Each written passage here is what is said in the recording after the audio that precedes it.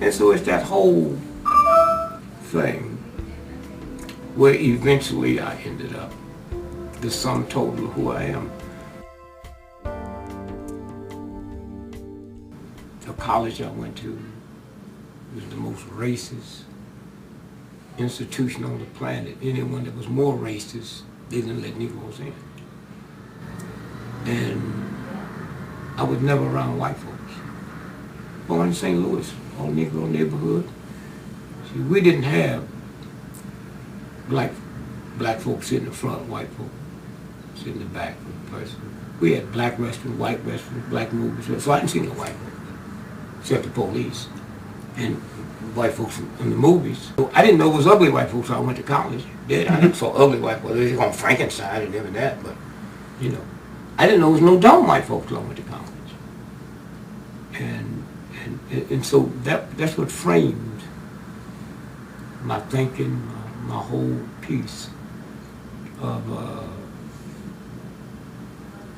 coming up in that filth, that Negro madness, that white folks madness.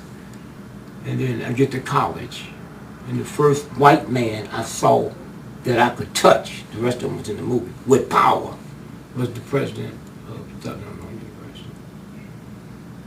And he said something that just changed my whole life. He said, you can read every book here.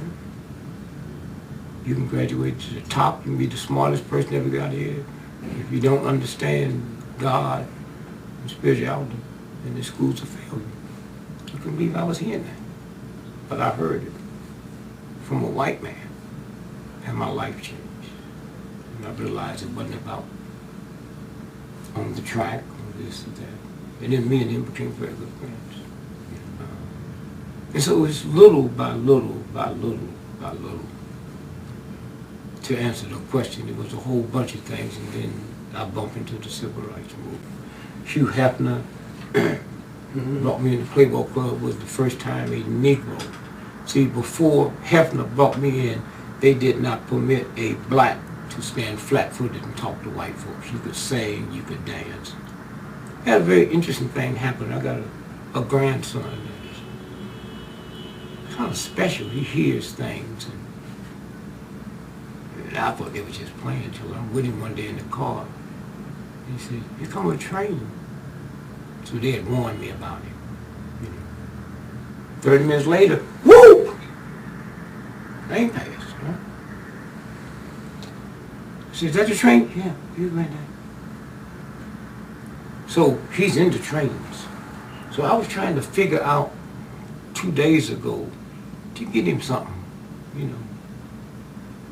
And so I got to think about this song. I said, maybe I'll go get this song. Chattanooga Choo Choo. I heard it all my life, man. And I'm on my way to get it to the old store, sell old records. And I'm about to think, pardon me, boy, is this the Chattanooga Choo Choo? Track 29, where you can give me a shine. I pulled the car over and said, I don't believe this. I do not believe. Pardon me, boy. And so all at once, my life, this was the other day, my life changed. Stuff that I accepted, you know, to, pardon me, boy. You know, is this the, I'm surprised he said pardon me, but I guess he canceled out asking for a shoe shine. And so before Hefner come through, there was no black person to stand flat-footed and talk to white folks. At all. So when Hefner brought me in, I refused to go. I made the front page of Time magazine from the review. And all my life, I just knew. About that when Jack Parr showed up. See, I didn't know black folks couldn't do it. I didn't know. And then Jack Parr called the house. And if I wasn't married to the woman I'm married to, I probably wouldn't be here. We never made a decision based on how will this affect our family, but how will this affect black folks. And so that's why I say little things happen. If it wasn't for Billy Eckstein, the great singer, I wouldn't be here. We sitting at a bar one day in barber shop. And he cussed Jack Parr. And I almost jumped on him. Jack Parr was my man. Yeah. I know one day I'm going to be on Jack Parr. I didn't, but I did. You know? So he told me, yeah, man, Jack Parr, they never let a nigga sit on the couch. And man, I was so sad. I didn't know that. You could come do your act, but you couldn't sit on the couch. And man, I walked 90 blocks home, cried all the way. I didn't tell my wife. I was too embarrassed to tell my wife. Because I watched Jack Parr every night for 5 years. And then one day Jack Parr called. And she was just so happy.